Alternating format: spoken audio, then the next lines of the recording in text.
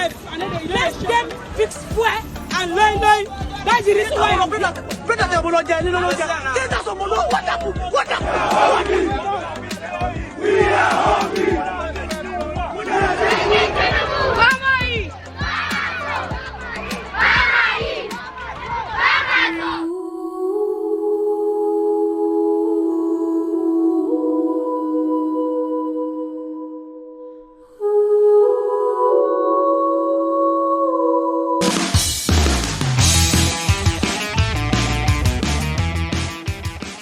Okay, now we have Omoyele Sowore joining us right here on the phone. Mr. Omoyele Sowore, good morning to you. Good morning to you. How are you today? Yeah, very well, thank you. Very well, thank you. It's so nice to have you joined us. I'm not here alone. I'm here with Ifan Kalilia. Yeah, Ogbeni Omoyele Sowore. Ifan Kalilia. Suru Logun Ishu. Yeah. Before. We're still friends. Yeah. Eku atutu neku iṣẹ́ eku wàhálà kó lè dá tí mo ní eku wàhálà kó lè dá eku iṣẹ́ ìlú eku ẹ̀tọ́ ìlú eku gbogbo ìgbésẹ̀ kí ó lè dá fún tẹrú tọmọ tí ń gbé Ọlọ́run ó san gbogbo wa lẹ́san tó dá lágbára Ọlọ́run. Ẹ ṣé mo dúpẹ́. Ẹ káàárọ̀. A kú ojúmọ́. Now, let's start this conversation this way. This week, or should I say yesterday, there was a no to protest, that happened this week. In Abuja, there was another no to protest that happened in Lagos, some parts of Lagos, where a group of protesters were protesting against this protest. Some even said they are area boys. They were seen in places like Lagos Island and some other places, warning people not to come out. Omoyele Sowore, what do you make of this? Well, there's something that has happened as a result of that. It means that everybody has agreed that there's need for protest. So both those who are protesting against protest and those who are planning to protest on August 1 have agreed that there's need for protest, that something is wrong with the country. And I'm happy about that. So, but we understand that this is another psychological operation by the government to dissuade people from coming out en masse tomorrow.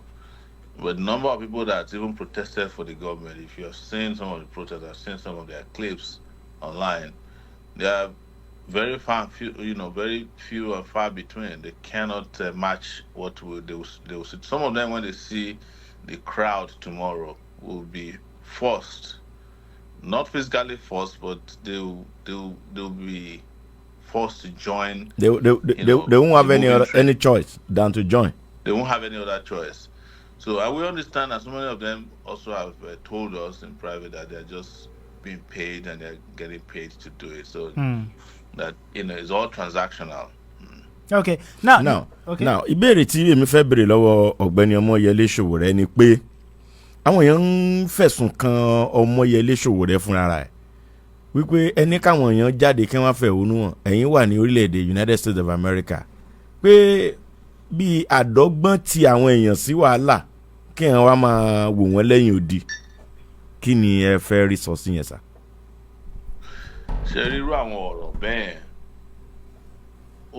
ó point sí nǹkan kan wípé wọ́n ti sọ Nàìjíríà di ìlú tí ó jẹ́ pé ẹni tó bá fẹ́ sọ ẹ̀dùn ọkàn ẹ̀ gbogbo èèyàn ti automatically believe pé ẹnìyẹn wọ́n ní láti pa ni.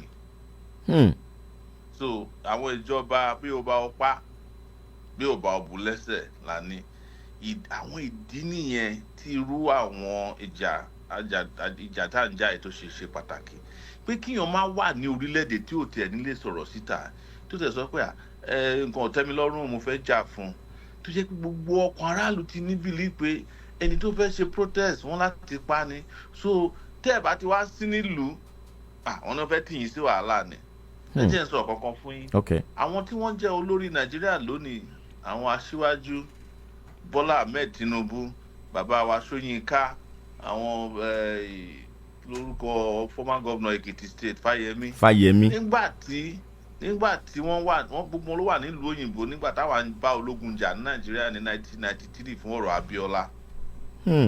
Kò ṣe pé wọ́n wà nílùú òyìnbó nìkan, wọ́n dá pirate radio station sílẹ̀ tó ń pè ní Radio Kudirat.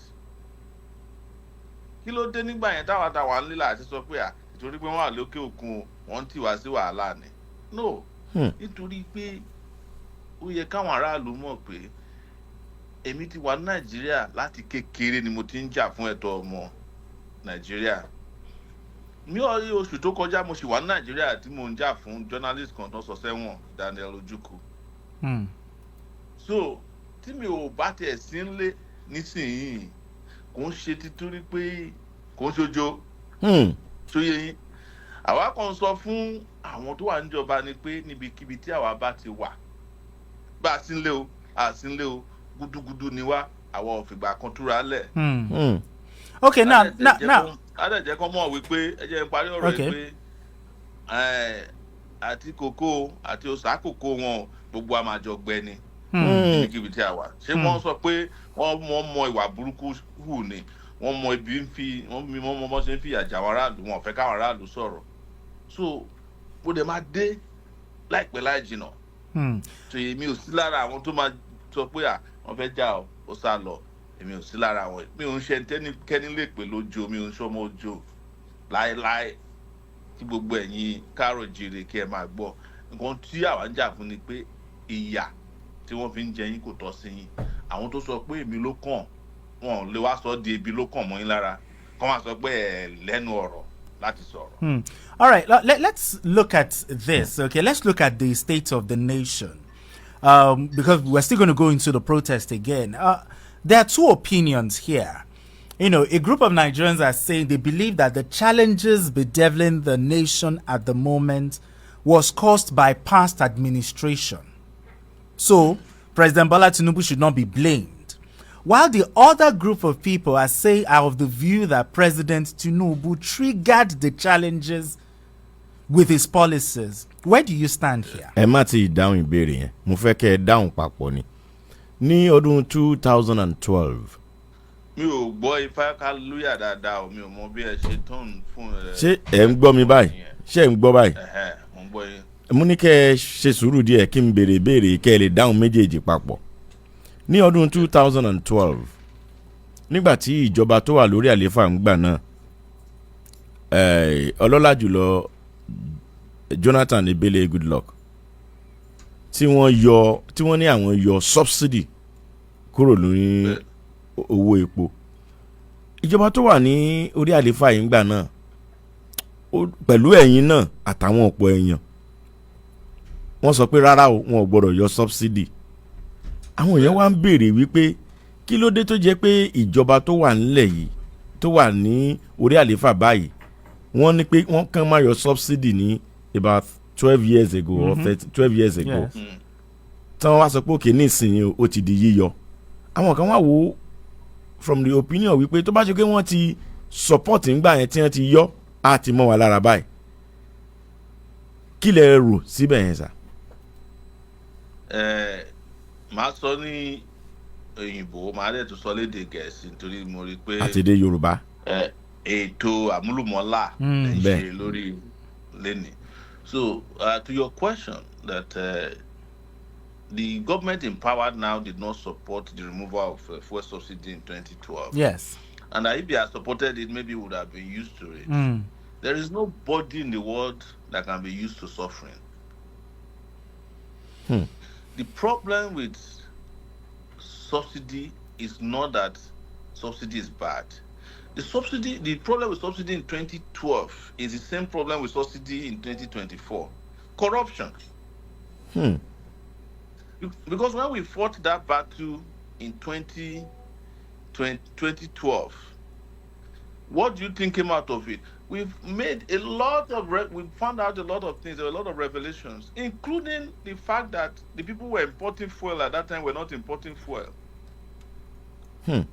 One of the cases of the guys was found to be importing fuel with a vessel that had sunk 12 years before.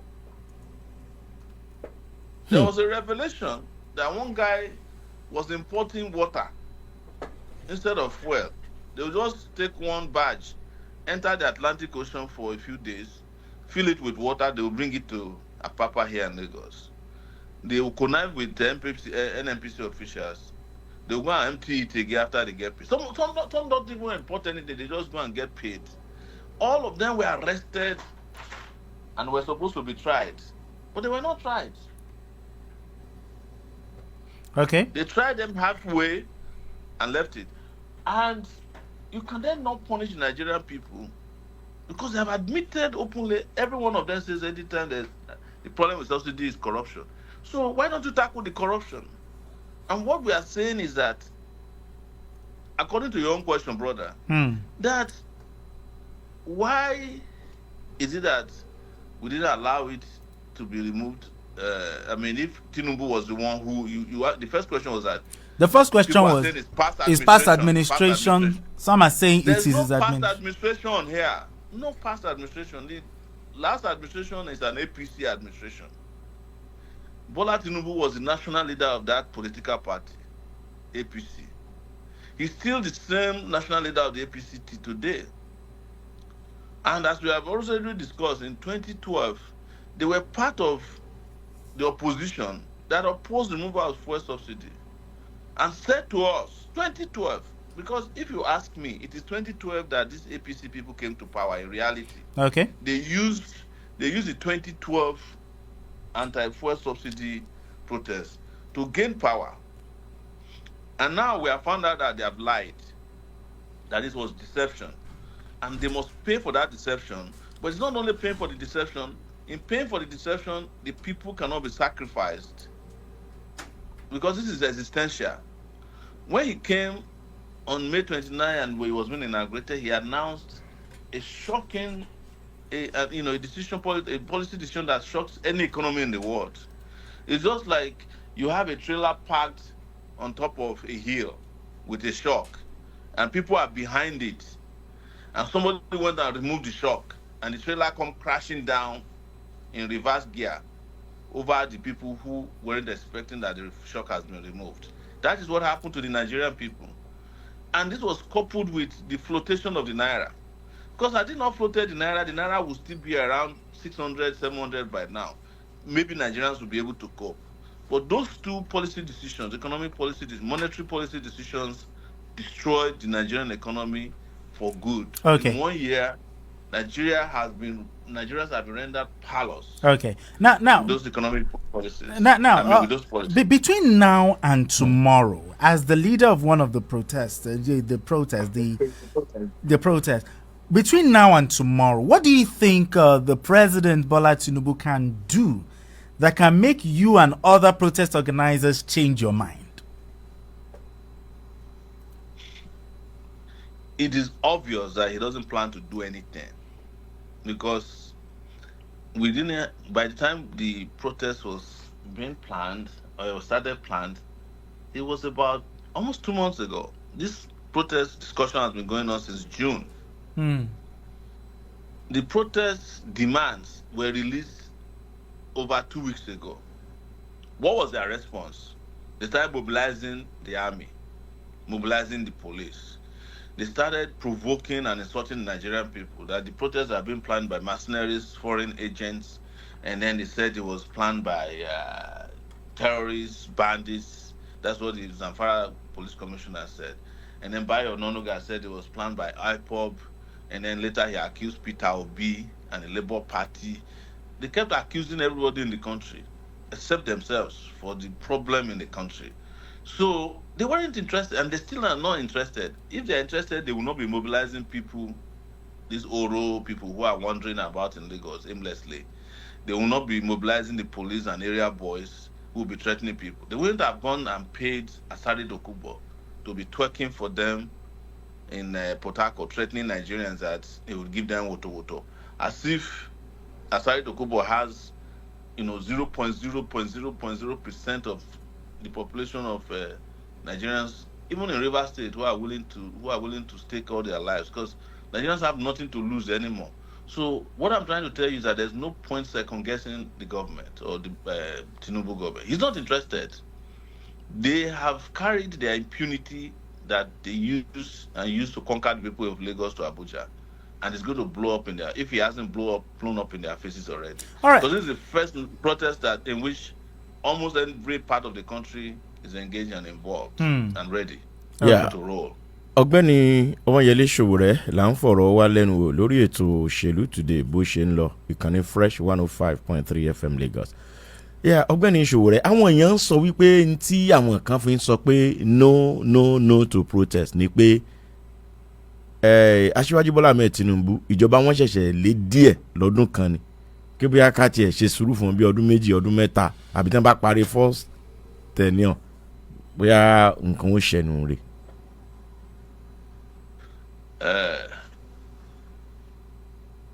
Wọ́n ní ọmọ tó máa já ṣàmù láti kékeré ló ti ń ṣẹnu ṣámúṣámú àbí. Wọ́n wí bẹ́ẹ̀ àwọn àgbà. Yorùbá náà ló tún ń bọ̀ tó ń pòwe pé aláìní kan ṣe ló ń dá parí oṣù. Ẹni tí ò níṣẹ́ tó jẹ yín lówó tó ní àtóṣù bá parí àwọn asán gbèsè yín padà ṣé yín ló ń tán àbí ọ̀rọ̀ ìdábí ọ̀rọ̀ ìyá bèjì ni tọmọ ẹkú tó ní ó lọ sí ìrìn àjò. So kò sí nǹkan tí wọ́n ní láti ṣe because ìdí ẹ̀ ní wípé tó ń bá ní nǹkan tó ń lè ṣe fún àwọn ará ọmọ Nàìjíríà rere wọ́n ti ń plan láti di president látìgbà tó ti jẹ gómìnà Èkó ní 1999 òun ló jẹ gómìnà Èkó fún ọdún 8 yẹn Tinubu ó ti jẹ senator rí ó ti ṣe party leader àwọn ló sọ pé wọ́n ní economic blueprint wọ́n ṣe títí tí ó dùn mọ́ wọ́n lanu ní ìlú Abẹ́òkúta pé èmi ló kàn ó dẹ̀ kàn wọ́n débẹ̀ ẹ̀tún nìkan tó fún ọ ní àkókò sí ó kàn wọ́n kan aráàlú bí àgbò ṣe ń kan ògiri so wọ́n kàn wọ́n ó di pé ẹnìkan ló bá so ìdí tí mo ṣe ń sọ àwọn eléyìí ni pé a lè máa tanra pé ẹ fún wọn lásìkò sí bọ̀dẹ̀ bá ṣe ń fún wọn bẹ ṣe ń bọ̀ wọ́n lọ́wọ́ ni wọ́n bọ̀rù ká. Okay, now sí nǹkan míì tán lè ṣe ju kó máa bàjẹ́ sí. All right. ṣe ń bà lè jẹ́ sí. Omoyele Sowore, you contested as the president of this nation under your political party. So let's imagine if you were the president of this country, what will you be telling the Nigerian people when they give you notice of a protest? How will you handle it? Then that's one. Then number two, if you had become the president of this Federal Republic of Nigeria, will you have love? Ntí à ń sọ ni pé ká gbà ń pé bóyá ń gbà tẹ́ ẹ díje dupò gẹ́gẹ́ bí ààrẹ ń gbà yẹn ká gbà pé yín lẹ lórí ṣe lóore ṣẹ́yìn náà yìí bá yọ subsidy abẹ́ ẹ̀ ní yọ. ṣebí àwọn ọ̀rọ̀ wà tí mo sọ ń gbà tá à ń campaign mi ò jẹ́ yọ subsidy kí n fẹ́ máa yọ subsidy fún. Èmi sọ pé kò ń ṣe láti yọ subsidy ní solution problem Nàìjíríà. Bá ṣe máa tún àwọn refinery wa mẹ́rin ta ní ṣe ó ṣe pàtàkì ó ṣe kókó. So a keep subsidy yẹn àwọn máa tún refinery ṣe lọ́dún kan mo yọ ọdún tó ti ń sọ pé refinery máa ready in Port Harcourt ni oṣooṣù ọdọọdún ni wọ́n parọ́ yẹn wọ́n sì sọ fún ní èyí tí ọ̀rọ̀ protest bẹ̀rẹ̀ pé refinery yẹn máa ready ní July o wọ́n ti tún sí August so ojoojúmọ́ ni refinery ready but wọn ò tún refinery ṣe ẹni láti tún refinery mẹ́rin tẹ́ni ṣe tẹ́ ẹ̀ bá tún ṣe à ń tanra wa jẹ ni a lè yanjú kíní yìí nítorí pé as long as tá a bá ti ní control lórí ọ̀rọ̀ náírà tí wọ́n tún lọ float náírà because ọ̀nà méjì náà gbà bẹ̀bọ̀ jẹ́ wọ́n float náírà wọ́n remove subsidy wọ́n tún float náírà àwọn ni àwọn èèyàn kan máa ń ṣèjọba ńgbà míì ẹ má bínú pé mo sọ bẹ́ẹ̀ bíi pé wọ́n ní àrùn ọpọlọ ni torí nǹkan méjì yẹn kò ṣeé papọ̀ rárá kẹ float currency yín kó má ní value kẹ tó wá yọ ṣọ́ọ̀kì lẹ́sẹ̀ àwọn aráàlú ìdí tẹ́ ṣe ni pé àwọn aráàlú ṣe ń jìyà tẹ́bí ń pa wọ́n ni pé epo yẹn nìkan tó kù táwọn aráàlú so mọ́ tí wọ́n fi ń mí tí wọ́n fi ń gbéra kí ló dé fà á transportation wa orí epo ló dúró lé lórí láti lọ síbi kan láti lọ ra nǹkan láti jáde nílé bùbá àjọkadà lẹ́wà ní o àrùlé epo àní electricity so gbogbo nǹkan tá à ń produce ní Nàìjíríà diesel ló ń lò ẹni bá ń dẹ̀ máa lọ síbi iṣẹ́ á wọ mọ́tò àbí so àní any other alternative to petrol to a large extent bó ẹ jẹ́ kí n tún sọ òótọ́ kan fún yín tẹ́ ní láti gbọ́ pé gbogbo tó ń ṣe máa ń sọ fún yín pé ẹni tó bá ti yọ subsidy kìíní wọ̀nyí pé ó máa benefit aráàlú ṣèbí kò tó ń sọ nígbà tó ń yọ subsidy nìyẹn pé ẹ máa rí benefit ẹ láìpẹ́ o ṣé ẹ̀yin mọ̀ wípé wọ́n ṣètò ń san subsidy bá a ṣe ń sọ̀rọ̀ yìí lóṣooṣù 700 billion subsidy náà san lóṣooṣù fáwọn ọ̀rẹ́ wọn tó ń jí epo nígbà tí ọ̀gbẹ́ni Dangote ní wàhálà ní ọ̀sẹ̀ tó kọjá ṣèbó jáhùn sílẹ̀ pé àwọn epo tẹ tún rà kankan ṣe pé bí epo ọ̀hún tẹ tún da àwọn epo tó ń ba mọ́tò jẹ́ ni tí gbogbo aráàlú sọ pé nǹkan tí mò ń sọ ni pé níbo náà máa ti ẹ̀yin ọmọ Nàìjíríà rèé dé kẹtẹ tó sọ pé èyí tó. All right, Omoyele, let's go back to the first question. What if you were the president? What will you be telling Nigerian people when they give notice of a protest? How will you handle it? If I'm president of Nigeria, yes, you give me notice of protest, I will start immediately. First, I will look for the protesters or wherever I can get their demands from. Then I'll start speaking to the Nigerian people. I'll be doing town hall meetings. I would have done 6 town hall meetings by now in all the zones to assure them, communicating with them directly what we are doing about. Will you be doing it by yourself, or you'll be sending your lieutenants to do that on your behalf? I will be doing it by myself. That's why we tell you people, stop voting for people who are not only old but have old ideas. But yes, Nigeria is a dynamic. It should be a dynamic country. A country that has 75% of its population as youth have no business with voting for their ancestors. All right, now just talking about the protest. There's this story about restriction given by the courts, the police, for confined location, especially in Lagos. What are your thoughts on it?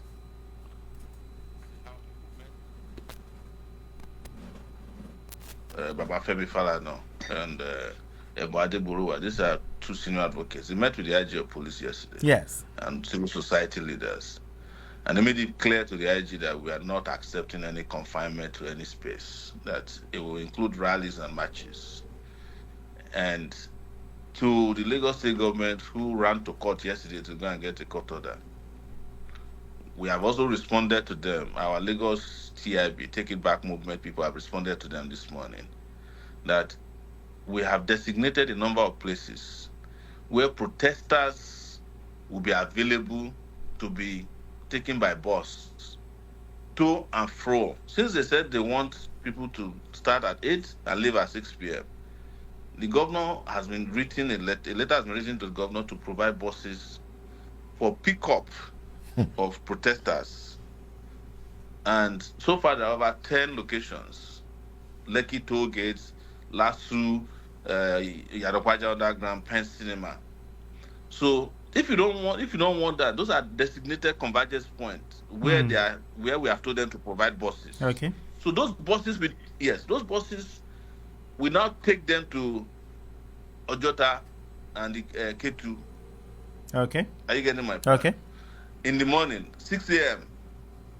and bring them back to their convergence zone at 6 p.m. and come and pick them for 10 days. If we now need more days, they must make the commitment to keep doing this for those 10 days. And because they are the ones who asked for it, they are the ones who said they have designated places. And because we are law-abiding citizens. Okay. But if they don't meet these conditions, that means those citizens will converge at these locations and start walking to Ojota Okay. every day. and then they walk back every day. Okay. Yes. So protest yẹn ti di rally nìyẹn. No, we are going to have rallies and matches. There's no question about that. Okay. We did not accept restrictions. Restrictions. The judge in the judge in Lagos did not say that people cannot march or rally. He just said he has an order, and we intend to challenge the order, by the way. Okay. But while we prepare with our lawyers to challenge the orders, we are going to ensure that Lagos also cooperate, since they said they want to cooperate to provide these buses, and the buses must be clean and safe. Okay. So so that you don't go and bring some Kurope buses Okay. that fall off the Third Mainland Bridge. Ọ̀gbẹ́ni Omoyele Sowore, adíje dupò ààrẹ lábẹ́ òṣèlú African Action. Ní ìgbà African National Congress. AAC, yeah. Now, ìbéèrè tí mo fẹ́ béèrè yìí, àwọn èèyàn náà ti àtẹ̀jíṣẹ́ yẹn sórí aago wa ń pé ṣé kìí ṣe ẹ̀tanú lẹ fi ń sọ pé káwọn èèyàn ó fẹ̀hónú hàn wípé àkọ́kọ́ torí pé ẹ gbàpótí ìdìbò ẹ wọlé gẹ́gẹ́ bí ààrẹ, pé torí nígbà kan ẹ ti fìgbà kan wà ní the same page pẹ̀lú aṣíwájú Bọ́lá Ahmed Tinubu, kó máa kẹ́ bóyá nǹkan kan bóyá ìlara tàbí owú tàbí owó ló dàrin yín rú. Ṣé tẹ̀bí tí ẹ máa make allegation lórí afẹ́fẹ́, ẹ make sure pé ọ̀rọ̀ yín ó jẹ́ òtítọ́. Ìdí tí mo ṣe ń sọ bẹ́ẹ̀ ni pé kàn lè sọ pé mi wà lórí the same page pẹ̀lú aṣíwájú nígbà tẹ́ ẹ mọ̀ pé mi ò mọ ẹni tó ń pè láṣíwájú rí ju ẹ̀ẹ̀mejì tí mo ti pàdé ẹ̀ látìgbà tó ti bí mi. Àkọ́kọ́ ní 1999 ṣóyè yín, ìkejì ní ìgbà tá a pàdé nígbà tá à ń ṣe election tó ń jókòó lẹ́gbẹ̀ẹ́ mi tó ń bá mi fa programu peace committee tá a lọ ṣe ń gbà yẹn tí mo dẹ̀ fi programu ńlẹ̀ fún wọn. So kò sí ìdí tí ẹ sì máa sọ pé àjọ wà lórí the same page lórí kíni? Tí mo wà lẹ́gbẹ́ party wọn, àwa ní ẹgbẹ́ tiwa, àwa ò sínú ẹgbẹ́kẹ́gbẹ́. Àwa dẹ̀ ti sọ fún yín ní gbogbo ìgbà pé àwọn arábí wọn nìkan láti offer fún yín. Maybe the only time they lè sọ pé àwa lórí the same page ṣé mi ò lè deny nígbà 1993 nígbà tí gbogbo wa ń jà f'Abiola, but pé kí wọ́n dí àná June 12 election, that's the only time tẹ́lẹ̀ sọ pé àwọn Sowore ń jà fún the same thing, àwọn Tinubu náà ń jà fún the same thing. But mo ti sọ ní gbogbo ìgbà pé ní gbígbà yẹn gan bá ṣe lọ máa lọ kó pákó àwọ́ọ̀dù sínú mọ́tò tó ń drive káàkiri láti máa fáwọn èèyàn láwọ́ọ̀dù, àwọn tó ń bà ló jẹ́ tó ń jọ ṣe pọ̀. So kò sí basis láti sọ pé àjọ wà lórí the same page rárá. Mi ò sí nínú page pẹ̀lú wọn, mi ò délé wọn rí, mi ò sí lẹ́gbẹ́ wọn rí, mi ò bá wọn ṣe pọ̀, mi ò bá wọn láṣepọ̀, mi ò bá wọn jẹ, mi ò bá wọn mú. All right. Omoyele Sowore, as my final question. My final question as we wrap up this. A former governor of Ekiti State, Ayodele Fayose, he warned the protesters to be careful and not to play into the hands of coup mongers. What are your thoughts on that statement? I have no reason to respond to Ayodele Fayose. There are people in Nigeria, in my view, who should be in jail. But we have them on the streets, and Ayodele Fayose is one of them. So I will not be dignifying him with a response. You don't agree with the message or the messenger? What I can say, that's why I want to respond. The message, what I okay. can say is that I am totally opposed to military rule. Okay. Yes, and I've demonstrated it from my university days. I cannot be part of a struggle that brings the military to power. Never. Because the Nigerian military is not different from the political class that we are fighting against now. In fact, without the input of the Nigerian military, the political elites we have in Nigeria today will not be in power. Yes, they are the armed wing of these marauding political elites. So replacing one criminal gang with another is not doing Nigeria. It's not going to do Nigeria any good. I can never be part of it. My conscience will never let me tolerate military rule again in my life. I know what I went through under Babangida and Abacha. And my 5 years in Nigeria, restricted to Nigeria, in Abuja, I saw these military guys in their, maybe we'll say in their hundreds. They are some of the richest people in Abuja. They own real estates. You know, they're living large. And where are they living large from? Corruption. It is because of them that we now have banditry attached to Boko Haram and kidnapping, because while they claim to be fighting these groups, they were actually just sharing the booty from the budget that is allocated to fight them without genuinely fighting them. The people who are fighting terrorism and banditry are those young soldiers, those young patriotic soldiers. But the ones that are likely to become leaders if they take over power, they are as corrupt, if not more corrupt, than the political class. Ní So it will àkótán be a disservice to Nigeria for anybody to encourage any military rule. Okay. And that is why we have made it clear the demands that we have 15 of them, and none of the demands. In your opinion, they are realistic demands? Very realistic, yes. Ní In fact, they are not enough. But because of the short time, we are supposed to have 64 demands, one demand per year since independence. okay, ní àkótán ní àkótán ìbéèrè tèmi fẹ́ fi kásẹ̀ rẹ̀ ńlẹ̀ torí a fẹ́ káwọn èèyàn bá wa sọ̀rọ̀ láti ilé. Ìṣèjọba Aṣíwájú Bọ́lá Ahmed Tinubu, ọlọ́lá jùlọ Bọ́lá Ahmed Tinubu yìí, ǹjẹ́ ẹ rí nǹkan kan, ìgbésẹ̀ kan tí wọ́n gbé tó jẹ́ pé ó dùn ó sì dáa tó jẹ́ ìfẹ́ gidi fún aráàlú, àbí gbogbo ohun tí wọ́n ń ṣe nínú administration wọ̀nyí náà ni ẹ̀rí lè tó mú làákàyè dání bẹ́ẹ̀? Ṣé tí nǹkan tán látìgbà tó ti dórí oyè tán bá ní nǹkan tán ṣe ẹyọ kan tó mú làákàyè dání, ẹ jọ̀ọ́ ẹ sọ fún mi, torí mo mọ ètò yín pé nílùú Èkó àti káàkiri káàárọ̀ oòjíire ó popular Fresh FM. Tá a bá ṣètò ìtànṣe àwọn èèyàn máa pè yín. In fact, níbi tí ẹ̀yin ṣiṣẹ́ dé, kò ṣe pé mo fi ń pọ́n yín lé o. Àwọn aráàlú ti sọ ara yín di pálíámẹ́ǹtì Nàìjíríà tó jẹ́ pé ẹ̀yin gan làwọn aráàlú kọ́kọ́ ń complain fún kó tó dọ́dọ̀ government. Yes, ẹ̀yin ni Public Complaint Commission Nàìjíríà. Ìdí ẹ̀ ni pé àwọn telephone calls tẹ́ ń gbà yẹn, ẹ mọ̀ pé ọ̀pọ̀ èèyàn míì ní tó bá pè yín, tẹ́ bá drop fún wa tó pè padà, èmi á pè pé òun ò tí jẹun, but tó bá drop fún wa tó pè padà pé ẹjọ́ ẹ fowó ránṣẹ́ sí wa. Yes, torí mo ti wà ní station yìí rí tí àwọn èèyàn pèpè tí àtàbà fi lọ báyìí, wọ́n béèrè pé ẹ send nọ́mbà àwọn ọ̀gá sí wa, wọ́n bá wa wá nǹkan, ebi ń pa jàti sí wọn àwọn èèyàn lára. Ìyà yìí wọ́n ti sọ di omi ọbẹ̀. tó yẹ yín, àmọ́ àwọn tí ó fẹ́ máa parọ́ nílẹ̀ Yorùbá pé ọ̀rọ̀ tá à ń gbọ́ ni pé àsìkò Yorùbá lélẹ́yìí, ṣé ẹ̀ ṣe àsìkò Yorùbá pẹ̀lú Ọbásanjọ́ ni?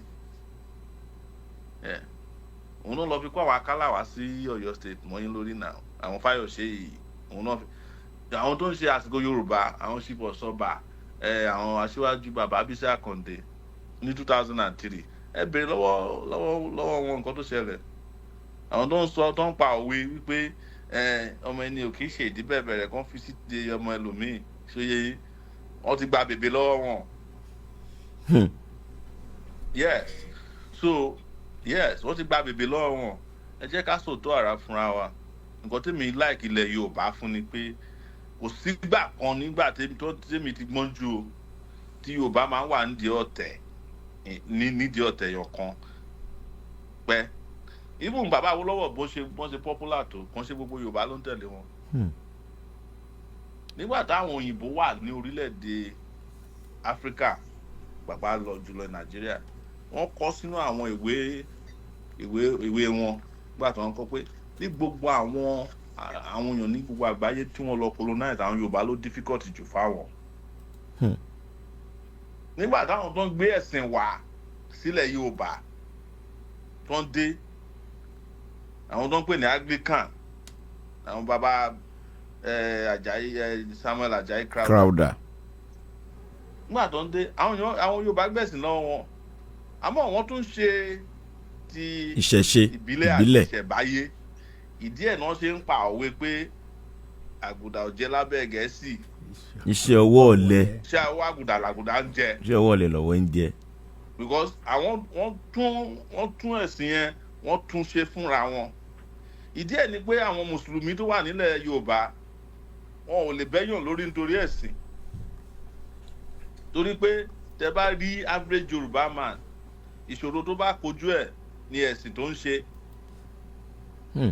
tí ìṣòro yẹn bá di kínní wọn lọ bá babaláwo tí nǹkan ọba le jù wọn lọ sí church tí nǹkan bá fẹ́ máa ṣe bíi pé wọn ò mọ bíi tí solution wà ìgbà míì wọn lọ sí church wọn lọ sí mosque lọ́jọ́ friday ilẹ̀ yorùbá ni mo ti kọ́kọ́ gbọ́ ẹ̀sìn tó ń pè ní Chrislam tó ń tẹ̀ tún ní church lẹ́kọ̀ọ́ ní nǹkan bíi ní 90s torí pé wọ̀túnwòsì ni àwọn yorùbá bàbá àbíkan jẹ́ àmọ́ ìyẹn ò ní ká tó máa sọ pé àwọn ọmọ àlè ilẹ̀ yorùbá náà ti dàgbà bẹ́ẹ̀ so ìyẹn lẹ ṣe rí i pé ẹnu wa ò kò mọ́ tí ò bá jẹ́ bẹ́ẹ̀ àwọn lára àwọn èèyàn wa tó ń sọ pé wọ́n ṣe yorùbá nation tẹ́lẹ̀ tí gbogbo ayé ń sọ pé àsìkò yòó kí ló dé tí gbogbo wọn tá a gbọ́rọ̀ wọn mọ́ ṣé nǹkan tí yorùbá nation jẹ́ lélẹ́yìí kárò tó ń lẹ̀ ká má sọ lómi kan ń béèrè pé kí ló dé tẹ́yìn o tí protest wọn fẹ́ ṣe yìí tí ò sí nílẹ̀ ibo tí ò sí nílẹ̀ kínní ṣé yorùbá wá di ẹni tí ó ń dúró de ibo àti haúsá kan tó jà fẹ́tọ̀ ara wọn ni àwọn ibo náà ń jà fún tiwọn náà every monday làwọn ibo ni wọ́n ṣe sit at home. All right, thank you so much. Thank you so much. Adúpẹ́. Pé kò sí ibo tó sọ pé òun náà ní participate ìlú èkó kò sẹ́ni tí ò sí ń bẹ̀ kò sí ahoro kan nílẹ̀ nàìjíríà tí ò lẹ́bí tí ò lára tí ò lọ́rẹ̀ sílùú èkó but nígbà tí ó wá di pé ká jà ń sìn yẹn wá ní pé ilẹ̀ yorùbá but ẹ bá fẹ́ gba tax ní gbogbo ẹ gbà lọ́wọ́ oro ẹ̀jẹ̀ léegun. ẹ sà wọ́n mà ní orò á jáde láti wọ́n láwọn kan ní wọ́n fẹ́ gbé orò jáde ní August 1 sí August 15 kí ni ẹ rí sí yẹn kẹ́ bá fi káàsà rẹ̀ lẹ̀. ẹ jẹ́ kí n sọ fún yín ẹ sọ fáwọn tí ó ń gbégún àtàwọn tó ń ṣòro pé ọ̀rọ̀ tó wà nílẹ̀ yìí bí ọ̀rọ̀ bí ṣèrè kí Google wà careful express là ń lọ.